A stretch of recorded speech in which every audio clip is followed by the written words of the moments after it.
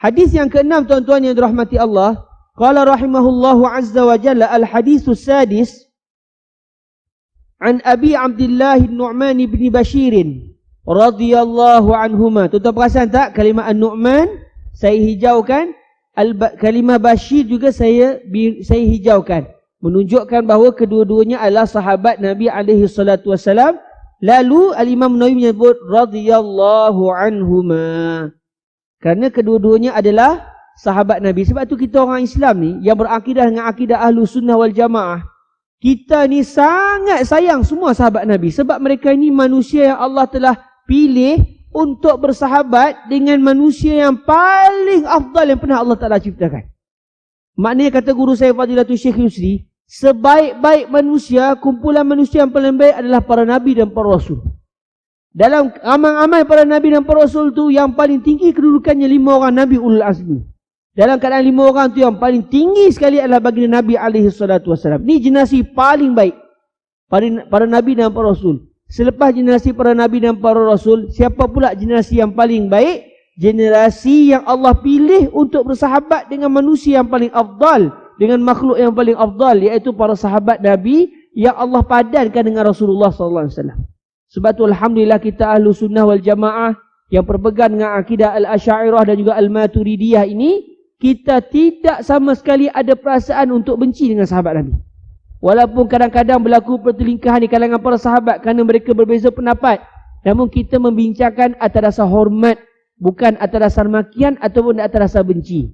Dalam masa yang sama, kita juga sangat menyayangi ahli keluarga Nabi alaihi salatu wassalam. Nanti tuan-tuan akan tengok bagaimana Al-Imam Nawawi menggunakan satu istilah yang sangat agung, menggambarkan betapa beliau sangat menghormati Sayyiduna Al-Hasan, kalau tak silapnya, Sayyiduna Al-Hasan selepas ini, yang menunjukkan betapa beliau mempunyai satu kepercayaan, satu keimanan bahawa menghormati ahli keluarga Nabi Muhammad ini satu ibadah yang sangat besar. Jadi alhamdulillah kita Ahlu Sunnah, dengan sahabat Nabi kita sayang, dengan ahli keluarga Nabi pun kita sayang sampai ke hari kiamat. Beza dengan Syiah. Syiah dia persayang ahli keluarga Nabi, tapi mereka tidak suka pada sahabat Nabi yang lain. Sedangkan yang mentarbiah para sahabat itu siapa dia? Nabi. Bermaksud menghina para sahabat, memperkecilkan para sahabat, bermaksud kita memperkecilkan orang yang telah mentarbiah para sahabat tersebut. Kita nak beritahu yang tarbiah ni tak berapa pandai tarbiah. Berani kita nak sebut begitu? Siapa yang tarbiah Sayyidina Abu Bakar, yang mentarbiah Sayyidina Umar, Sayyidina Osman, para sahabat Nabi yang lain? Semuanya adalah hasil tarbiah barakah Nabi alaihi salatu wassalam. Kalau tidak dengan tarbiah ini, tak akan kita mampu baca hadis pada hari ini, tak akan kita bincang pasal Rasulullah sallallahu alaihi wasallam. Mereka lah yang telah bersungguh-sungguh menyampaikan hadis Nabi sampai kepada kita pada hari ini. Walhamdulillah, Allah Azza wa Jalla rezekikan kita akidah Ahlussunnah yang sayang kepada para sahabat Nabi dan cintakan Ahlul Bait, ahli keluarga Nabi alaihi salatu wassalam. Jadi dalam hadis ini tuan-tuan yang dirahmati Allah, hadis ini berbunyi, An Abi Abdullah Nu'man ibn Bashir radhiyallahu anhuma qala sami'tu Rasulullah sallallahu alaihi wa alihi wasallam yaqul innal halala bayyinun wa innal harama bayyinun wa bainahuma mushtabihatun la ya'lamuhunna katsirun minan nas faman ittaqa syubuhati istabra'a li dinihi wa 'irdihi wa man waqa'a fi syubuhati waqa'a fil harami karra'i yar'a hawla al-hima yushiku ay yarta'a fihi ala wa inna likulli malikin hima ala wa inna himallahi maharimuh ala wa inna fil jasadi mudghatan idza salahat salahal jasadu kulluhu wa idza fasadat fasadal jasadu kulluhu ala wa hiyal qalbu rawahul Bukhari wa Muslim. Hadis yang diriwayatkan oleh Sayyiduna An-Nu'man ibnu Bashir radhiyallahu anhuma ini menyatakan bahawa Nabi sebut satu kaedah yang sangat besar pada kita. Nabi kata benda halal terang jelas, yang haram jelas. Di antara haram dan halal ada benda tak jelas. Ramai orang tak tahu hukum benda yang tengah-tengah ni, melainkan sedikit saja yang tahu. Siapa yang sedikit tu? Kata para ulama' lah, yang mengaji lah, yang tahu yang ni halal, yang ni haram. Kebanyakan orang tak tahu. Tapi yang lain, benda yang lain yang terang-terang halal, orang tahu. Yang terang-terang haram orang tahu. Orang tak tanya, apa nama, zina ni sunat makat kah? Kalau kita buat benda tak elok, kita lelaki buat benda tak elok dengan orang lelaki, makruh kan? Ada tak yang sebab makruh? Tapi kalau hari Jumaat sunat, ada yang bagi sebut itu. Semua orang tahu. Benda ni haram minal kabair. Minum arak sunat, makruh. Dah orang tak kata sunat makruh, orang kata haram. Sembahyang fardu wajib. Wajib. Jadi benda yang jelas-jelas kita semua tahu.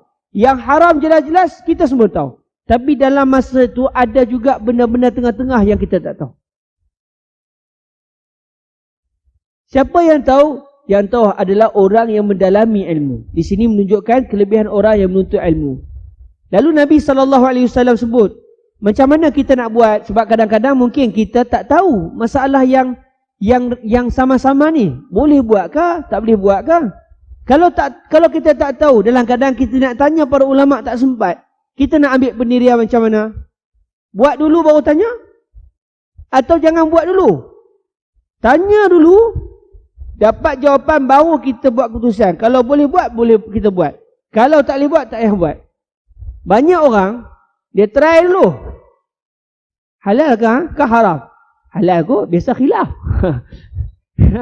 Dalam masalah ni selalu khilaf. Mesti ada 2 pendapat atau 3 pendapat. Halal kot nah. Masya Allah, tawakal Allah. Yakin. Buat yakin. Dia bantai buat dulu. Baru bertanya ustaz, baru ni adalah kami masuk hutan baru ni. Dah lah jumpa tu binatang tu, saya pertama kali jumpa. Nak kata ular bukan ular, nak kata bukan ular macam ular. Kami pun sembelih lah ustaz. Buatlah rendang, sedap ustaz. Halal kah? Dia tak tahu benda tu boleh makan, tak boleh makan. Benda mutasyabihat, benda sama-sama. Dia buat dulu baru tanya hukum. Yang ni salah, ini sikap yang salah. Sepatutnya kita jangan buat satu perbuatan melainkan setelah kita tahu yang tu halal. Kalau haram tak boleh buat terus. Jadi Nabi sebut di sini, sesiapa yang menjauhi benda syubhat, dia telah melepaskan diri dia, demi kepentingan agamanya dan demi kepentingan kehormatannya. Dia tak pasti halal ke haram, dia kata buat. Saya takut lagi haram pasal dia terus tak buat. Maka orang begini dia telah melepaskan diri dia daripada ditohmah dari sudut agamanya dan kehormatan dia. Namun kata Nabi SAW, barang siapa yang telah jatuh dalam benda syubhat, maksudnya dia buat juga benda syubhat, dia tak tahu halal haram, dia kata buat bila. Nabi kata dia telah terjatuh di dalam perbuatan haram, seperti seorang yang mengembala binatang ternakan. Dia pergi bawa binatang ternakan dia makan rumput sekitar kawasan larangan. Orang Arab dulu, raja-raja Arab dulu dia akan kata, ni kawasan larangan. Hak ni aku saja boleh masuk. Pokok-pokok ni aku saja boleh makan. Hampa tu sudah masuk. Masuk hampa siap. Orang ni kata Nabi nak buat umpama orang yang dia dekat nak buat benda-benda haram ni. Dia tak tahu yang ni halal ke haram. Kalau benda tu haram dia tak mau buat. Kalau halal dia buat. Tapi dia tak tahu yang ni halal ke haram. Dia duk buat juga. Dengan niat moga-moga halal. Nabi kata orang ni macam satu orang bawa kambing. Pergi dekat kawasan larangan. Dia bagi kambing ni makan rumput di luar kawasan larangan. Bukan dalam. Di luar. Tapi dekat je. Dia bawa dekat-dekat. Tapi dia peganglah kambing ni tu. Tak maulah kambing ni melompat masuk dalam kawasan larangan. Sebab kalau lompat, dia akan dihukum. Dia bagi makan rumput di luar kawasan larangan. Kata Nabi, orang ni silat hari bulan, kambing dia akan melompat dan masuk dalam kawasan larangan, makan tumbuhan yang ada dalam kawasan larangan. Sebab dia dah dekat dengan benda haram. Lalu Nabi SAW sebut, sesungguhnya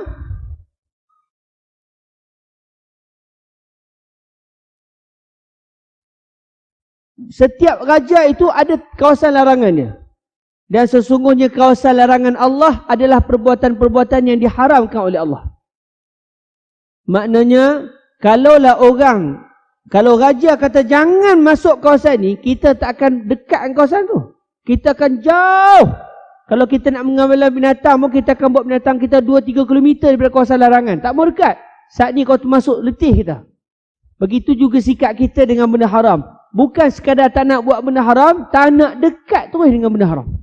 Nak jauh terus supaya kita dengan benda haram tu jauh, lalu kita tak akan sampai kepada benda haram. Lalu Nabi kata SAW, di dalam jasad kita ni ada seketul daging. Kalau baik daging itu, baiklah jasad seluruhnya. Kalau jahat daging tu, jahatlah seluruhnya. Lalu Nabi kata, sesungguhnya daging itu adalah jantung. Banyak kita terjemah hati kan? Di sana beza hati dengan jantung. Yang berdeguk tu, itu jantung kan? Itulah dinamakan masalah al-qalb. Nabi kata itulah jantung. Mereka kalau baik jantung itu, baiklah jasad kita seluruhnya. Kalau buruk jantung tu, buruklah seluruh jasad kita. Mereka Nabi SAW minta kita jaga jantung. Itu dia. Kita selalu jaga hati Syekh, kan? Tapi dia ni antara masalah ketika menterjemah hadis. Sebab kalau kita kata kita semua kena jaga jantung kita, kalau jantung kita rosak, kita akan jatuh dalam maksiat. Betul? Jaga jantung. Orang kata jaga hati. Sebab kita terbiasa kalimah al-qalb diterjemahkan kepada hati, sedangkan al-qalb merujuk kepada jantung. Sehingga ada di kalangan kita tersilap faham. Dia kata apabila Nabi dibelah al-qalb, maknanya Nabi dibelah hati. Bukan dibelah hati, dibelah jantung. Jantung yang berdegup tu. Jadi di sini Nabi SAW minta kita jaga jantung hati kita. Jadi menjaga perasaan kita, jaga hati kita ni. Hakikatnya jaga jantung lah.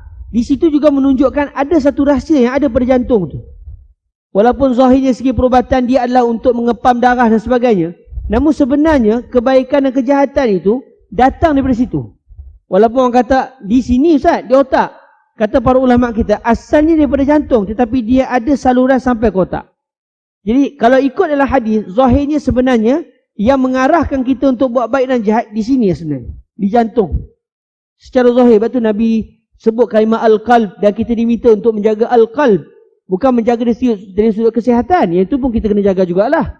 Jangan makan benda boleh bawa kolesterol. Tapi dalam masa yang sama kita diminta untuk menjaga jantung kita, iaitu jangan kita buat benda-benda haram. Kita kena kawal jantung hati kita supaya kita tidak terjatuh dalam. Kalau kita boleh pegang daging tu, satu badan akan jadi baik. Tapi kalau jahat yang tu, dia akan bawa kita untuk buat benda yang haram. Jadi hadis ke-6 ni ada satu kaedah besar, iaitu kalau tidak tahu benda itu halal atau haram, jangan buat. Ini konsep yang kita kena bawa sampai bila-bila. Sebab kadang-kadang ada benda kita tak tahu halal ke haram. Rujuk para ulama dulu. Setelah diketahui ianya halal atau haram, barulah kita lakukan kalau ianya halal. Kalau tak tahu, kebetulan tanya ustaz kata saya pun tak pastilah. Kita nak jumpa dengan ulama lain, tak sempat-sempat. Selagi tak sempat jumpa, tak tahu jawapan, kita hendaklah mengelak diri daripada melakukan perbuatan tersebut, kerana ia membawa kepada takut-takut perbuatan itu diharamkan oleh syarak. Jadi ini satu kaedah penting, iaitu melakukan perbuatan yang pasti halal, mengelak diri daripada benda yang haram, dalam masa yang sama mengelak diri juga daripada melakukan perbuatan yang haram sama sekali. Alhamdulillah.